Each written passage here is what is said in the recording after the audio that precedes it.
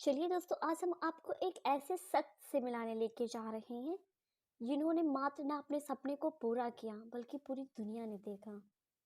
ये बात साल 2000 की है। साल 2000 में अमेरिका में छुट्टी मनाने के दौरान उन्हें भारत में सस्ती विमान सेवा शुरू करने का ख्याल आया। फिनिक्स में उन्होंने एक स्थानीय एयरपोर्ट देखा जहां से लगभग 1000 उड़ानें चलती थी, जो हर दिन करीब 1 लाख यात्रियों को सेवाएं देता था। उन्होंने बताया कि उनके लिए ये सोच पाना एक वक्त मुश्किल था कि अमेरिका का एक मामूली सा एयरपोर्ट जो इतनी उड़ानें संचालित करता है जितना भारत के 40 एयरपोर्ट मिलकर भी नहीं करते। उन्होंने इस बारे में और जानकारी इकट्ठा की और पाया कि पूरे अमेरिका में एक दिन में 4000 कमर्शियल उड़ानें चलती हैं, जबकि भारत में केवल 420।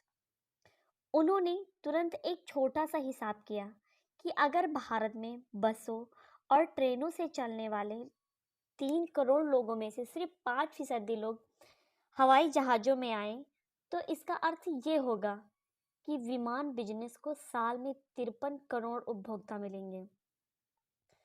उन्होंने समझाया, ये आंकड़ा दिखने में बड़ा लगता है, लेकिन वाकई है नहीं, क्योंकि इसका मतलब ये नहीं है कि 53 करोड़ लोग हवाई जहाज़ों में यात्रा करेंगे।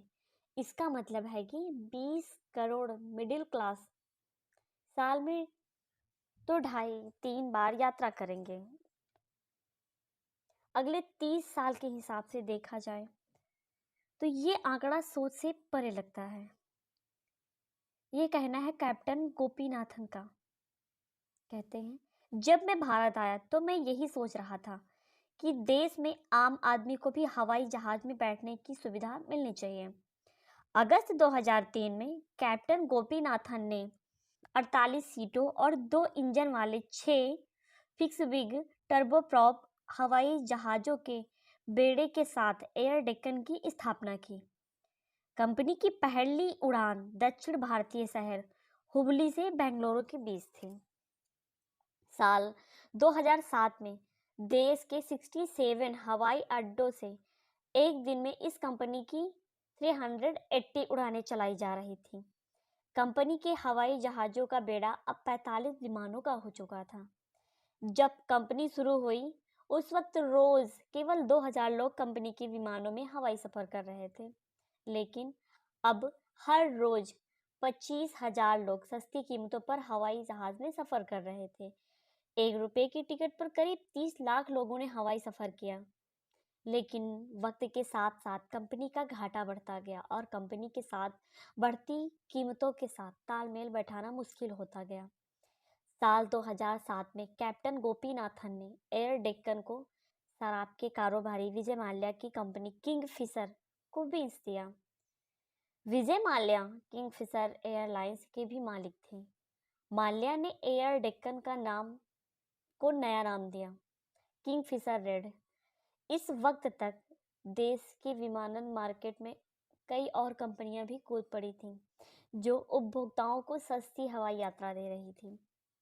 साल 2018 में देश के भीतर सस्ती उड़ानों में 14 करोड़ लोगों ने यात्रा की। एयर डेक्कन के विमान अब आसमान में उड़ान नहीं भरते। साल 2011 के सितंबर में घाटे में चल रही माल्या की कंपनी किंगफिशर रेड ने भी काम बंद कर दिया। बाद में उनका पूरा बिजनेस ही दिवालिया हो गया। साल 2012 में कैप्टन जी.आर. गोपीनाथन ने बीबी से बात करते हुए कहा था, माल्या के पास कंपनी के लिए कभी वक्त ही नहीं था।